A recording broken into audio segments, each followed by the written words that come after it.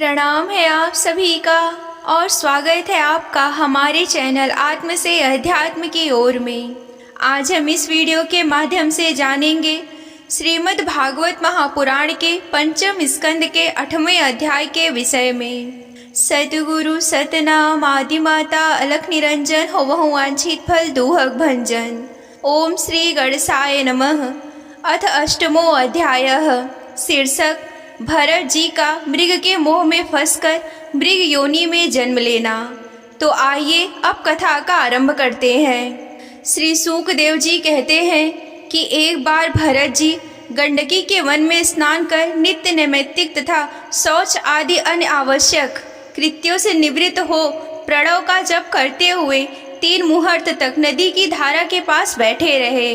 राजन, इसी समय एक हरिणी प्यास से व्याकुल हो जल पीने के लिए अकेली ही उस नदी के तीर पर आई।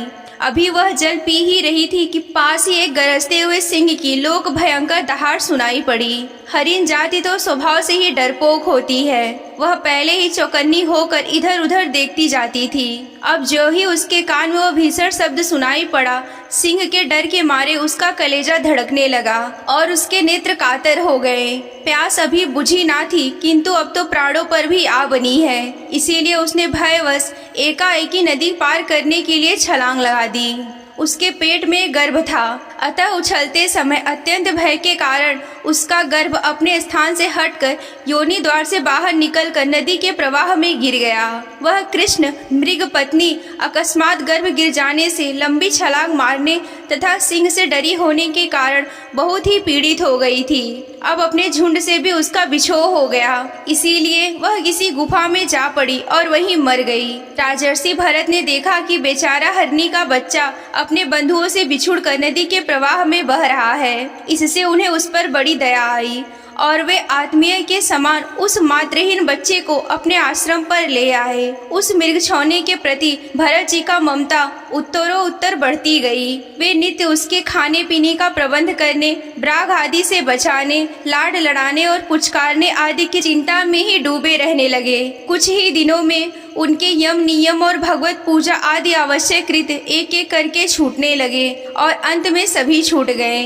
उन्हें ऐसा विचार रहने लगा कि अहो, कैसे खेद की बात है कि इस बेचारे दिन वृक्षौनी के काल चक्र के वेग ने अपने झुंड, सुहृदय और बंधुओं से दूर करके मेरी शरण में पहुंचा दिया है। यह मुझे ही अपना माता पिता, भाई, बंधु, युद्ध के सभी संगी समझता है। इसे मेरे सिवा और किसी का भी पता नहीं है। मुझ में इसका विश्वास भी बहुत है। मैं भी शरणागत की उपेक्षा करने में जो दोष है उन्हें जानता हूँ। इसीलिए मुझे अब अपने इस आश्रित का सब प्रकार के दोष बुद्धि छोड़कर अच्छी तरह से पालन पोषण और प्यार दुलार करना है। निश्चय ही शांत स्वभाव और दीनों की रक्षा करने वाले परोपकारी सज्जन ऐसे शरणागत की रक्षा के लिए अपने बड़े से बड़े स्वार्थ की भी परवाह नहीं करते। इस प्रकार जब उस हरिण के बच्चे में आसक्ति बढ़ जाने से बैठते, सोते, टहलते, ठहरते और भोजन करते समय भी उनका चित्त उसके स्नेह पास में बधा रहता था। जब उन्हें कुश, पुष्प, समीधा, पत्र और फल फूल आदि लाने होते तो भेड़ियों और कुत्तों के भय से उसे भी अपने साथ लेकर वन में जाते। मार्ग में जहाँ तहाँ कोमल घास आदि को देखकर मुग्ध भाव से वह हरिण शावक अटल जाता तो वे अत्यंत ही प्रेम पूर्ण हृदय से दयावश उसे कंधे पर चढ़ा लेते।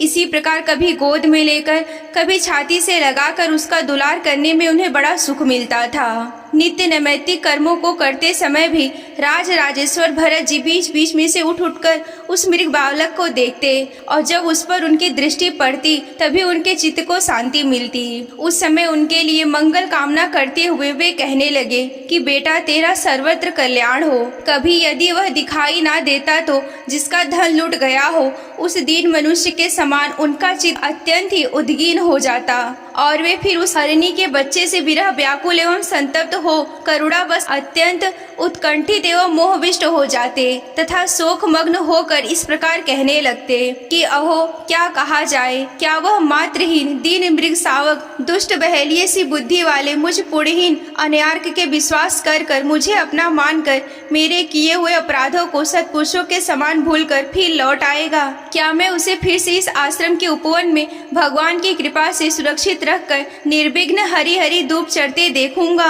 ऐसा ना हो कि कोई भेड़िया, कुत्ता मुर्गा, गोल बांध कर विचरने वाले सुअर आदि अथवा अकेले घूमने वाले ब्राग आदि ही उसे खा जाएं। अरे संपूर्ण जगत के कुशल के लिए भी प्रकट होने वाले वेद वेत्रीय रूप भगवान सूर्यास्त होना चाहते हैं। अभी तक वह मृगी की धरोहर लौट कर नहीं आई। क्या वह हरिण राजकुमार मुझ पर पुण्यहीन के पास आकर अपनी भांति भांति की मृग शावक को चित्त मनोहर एवं दर्शनीय क्रीड़ाओं से अपने स्वजनों का शोक दूर करते हुए मुझे आनंदित करेगा? अहो, जब कभी मैं प्रणय कोप से खेल में झूठ मूठ समाधि के बहाने आंख मूंद कर बैठ जाता, तब वह चकित चित्त से मेरे पास आकर जल बिंदु के समान कोमल और नन्हे नन्हे सींगों की नोक से किस प्रकार मेरे अंगों को खुजलाने लगता था। मैं कभी कुशों पर हवन सामग्री रख देता तो वह उन्हें दांतों से खींचकर अपवित्र कर देता, तो मेरे डांटने डपटने पर वह अत्यंत भयभीत होकर उसी समय सारी उछल कूद छोड़ देता और ऋषि कुमार के समान अपनी समस्त इंद्रियों को रोककर चुपचाप बैठ जाता था। फिर पृथ्वी पर उस मृग शावक के खुरों के चिन्ह देखकर कहने लगते कि अहो, इस तपस्वनी धरती ने ऐसा कौन सा तप किया है जो उस अविनीत कृष्ण सार किशोर के छोटे छोटे सुंदर सुखकारी और सुकोमल खुरों वाले चरणों के चिन्हों से मुझे, जो मैं अपना मृगधन लुट जाने से अत्यंत व्याकुल और दीन हो रहा हूँ, उस द्रव्य की प्राप्ति का मार्ग दिखा रही है और स्वयं अपने शरीर को भी सर्वत्र उन पद चिन्हों से विभूषित कर स्वर्ग और अपवर्ग के इच्छुक द्विजों के लिए यज्ञ स्थल बना रही है। चंद्रमा में मृग सा श्याम चिन्ह देखकर उसे अपना ही मृग मानकर कहने लगते कि अहो, जिसकी माता सिंह के भय से मर गई थी, आज वह मृग शिशु अपने आश्रम से बिछुड़ गया है। अतः उसे अनाथ देखकर क्या यह दीन वत्सल भगवान नक्षत्रनाथ दयावश उसकी रक्षा कर रहे हैं? फिर उस शीतल किरणों से अलहायित होकर कहने लगते, अथवा अपने पुत्रों के वियोग रूप दावानल की विषम ज्वाला से हृदय कमल दग्ध हो जाने के कारण मैंने एक मृग बालक का सहारा लिया था। अब उसके चले जाने से फिर मेरा हृदय जलने लगा है। इसीलिए अपनी शीतल शांत स्नेहपूर्ण वदन सलील रूपा अमृतमय किरणों से मुझे शांत कर रहा है। राजन, इस प्रकार जिनका पूरा होना सर्वथा असंभव था, उन विविध मनोरथों से भरत का चित्त व्याकुल रहने लगा। अपने मृग शावक के रूप में प्रतीत होने वाले प्रारब्ध कर्म के कारण तपस्वी भरत जी भगवत धारा धन रूप कर्म एवं योग अनुष्ठान से च्युत हो गए। नहीं तो जिन्होंने मोक्ष मार्ग में साक्षात विघ्न रूप समझकर अपने ही हृदय से उत्पन्न दुस्तेज पुत्र आदि का भी त्याग कर दिया था, उन्हीं की अन्य जातीय हिरण शिशु में ऐसी क्या आसक्ति हो सकती है कि इस प्रकार राजर्षि भरत विघ्नों के वशीभूत होकर योग साधन से भ्रष्ट हो गए और उस मृगछौने के पालन पोषण और लाड़ प्यार में ही लगे रहने से आत्मस्वरूप को भी भूल गए। इसी समय जिसका टलना अत्यंत ही कठिन था, वह प्रबल वेगशाली कराल काल चूहे के बिल में जैसे सर्प घुस आए, उसी प्रकार उनके सिर पर चढ़ आया। उस समय भी वह हरिण शावक उनके पास बैठा पुत्र के समान शोकातुर हो रहा था। वे उसे इस स्थिति में देख रहे थे और उनका चित्त उसी में लग रहा था। इस प्रकार की आसक्ति में ही मृग के साथ उनका शरीर भी छूट गया। तदंतर उन्हें अंतकाल की भावना के अनुसार अन्य साधारण पुरुषों के समान मृग शरीर ही मिला, किंतु उनकी साधना पूरी थी, इससे उनकी पूर्व जन्म की स्मृति नष्ट नहीं हुई। उस योनि में भी पूर्व जन्म की भगवत आराधना के प्रभाव से अपने मृग रूप होने के कारण जानकर वे अत्यंत पश्चाताप करते हुए कहने लगे कि अहो, बड़े खेद की बात है कि मैं संयमशील महानुभाव के मार्ग से पतित हो गया। मैंने तो धैर्य पूर्वक सब प्रकार की आसक्ति छोड़कर एकांत और पवित्र वन का आश्रय लिया था।